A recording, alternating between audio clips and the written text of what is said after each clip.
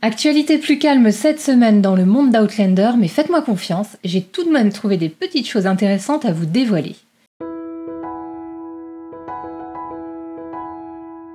Coucou les addicts, c'est Aurélie, j'espère que vous avez passé une bonne semaine.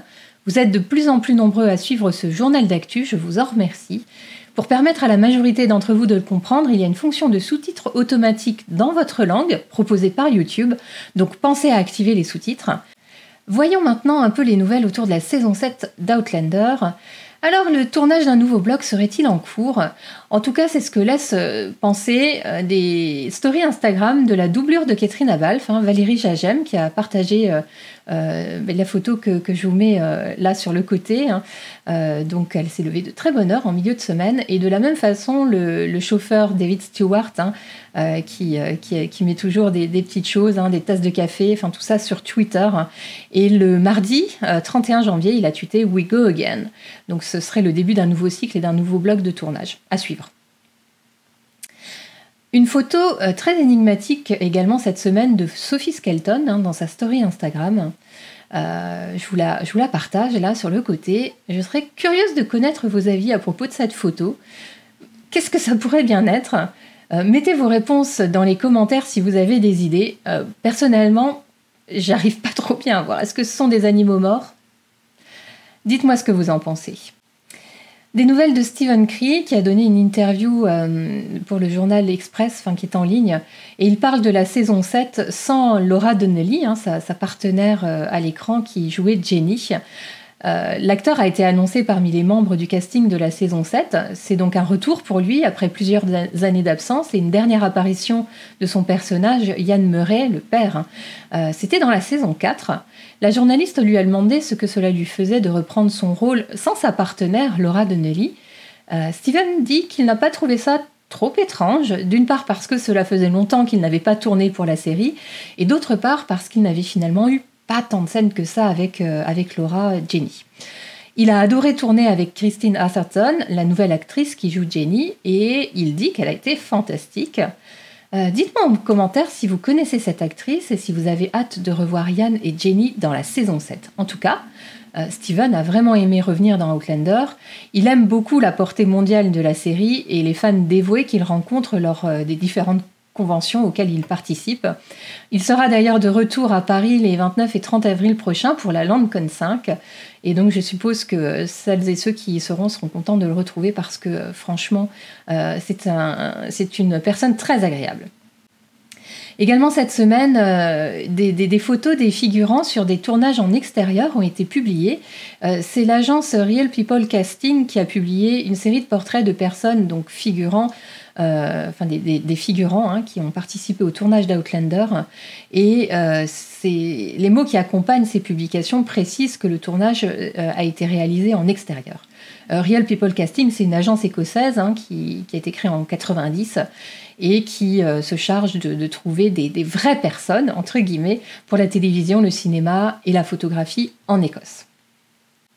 Quelques nouvelles des projets de certains acteurs, donc c'est surtout Sam Yuan qui a été actif cette semaine, puisque la saison 2023 de son Mike Peak Challenge a été ouverte. Mike Peak Challenge, ça a été fondé par Sam Yuan en 2015. Il s'agit d'un programme complet de bien-être pour le corps qui comprend des séances d'entraînement, de yoga, de nutrition, de pleine conscience.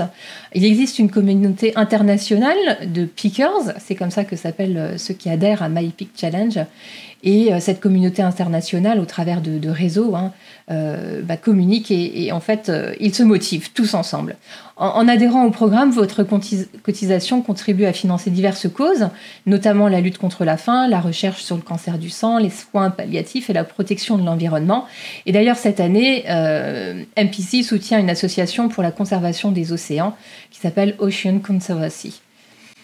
Cette semaine également, un podcast en vidéo avec Sam Yuan, c'est Whisky Talks, Malts and Music. Sam et son hôte dégustent 4 whiskies différents au cours de leur conversation qui dure à peu près 1 heure.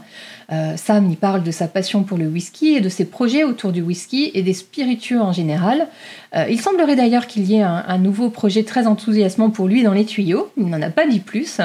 Vous pouvez écouter Sam partager ses pensées accompagnées de ses choix musicaux dans le dans son podcast, qui est visible sur la chaîne YouTube du podcast. Vous trouverez le lien en description.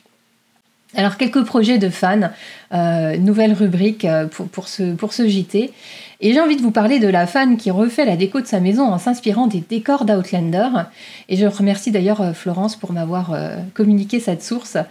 Donc, il s'agit de Chelsea Smith, une américaine du Massachusetts, qui s'inspire de la série pour refaire la déco de sa maison, pour faire de sa maison une maison Outlander, ou elle l'appelle la Houselander en anglais.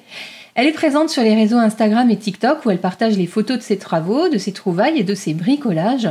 On peut notamment la voir fabriquer des pots de potions d'apothicaire comme on peut en trouver dans la boutique de Maître Raymond dans la saison 2. Son prochain projet, c'est de refaire sa cuisine et devinez quelle sera son inspiration pour la déco de cette cuisine. Gros suspense. Eh bien, ce sera la cuisine de Madame Fitz au château de Léoc, évidemment, avec des murs de pierre, des herbes séchées et du bois sombre. Vous avez tout ça sur ses réseaux. Son identifiant sur les réseaux sociaux, je l'affiche ici, c'est Kevros Farm. Je ne sais pas comment on prononce, mais voilà. Si vous voulez aller voir ce qu'elle fait, c'est super sympa. En bref, maintenant, Guilébrid Macmillan, connu pour avoir joué le barde qui chante au château de Léoc dans la saison 1, et qui avait également fait une apparition auprès de Sam Yohan et Graham McTavish dans Men in Kilt, vient de sortir un nouvel album de chansons en gaélique. L'album s'intitule Same the State of Calm. Alors désolé pour la prononciation. En tout cas, c'est sorti le 3 février et vous pouvez en entendre des extraits sur son site internet, guilebrid.com. Quelques nouvelles des conventions Outlander, surtout en Europe.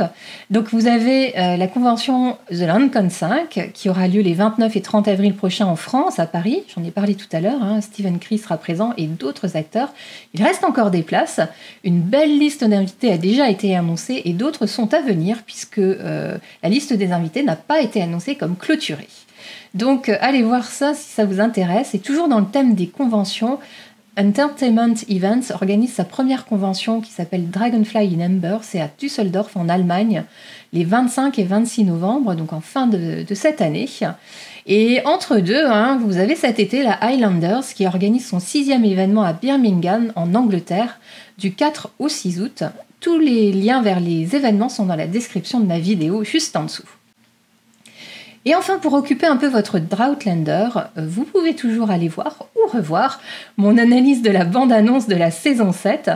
Des sous-titres dans plus de 100 langues sont disponibles, alors n'hésitez pas, le lien est dans la description ou en cliquant sur le petit i juste ici. Voilà. C'est tout pour l'actualité de cette semaine. Merci de m'avoir suivi. Je vous donne rendez-vous la semaine prochaine. À très vite. Prenez soin de vous.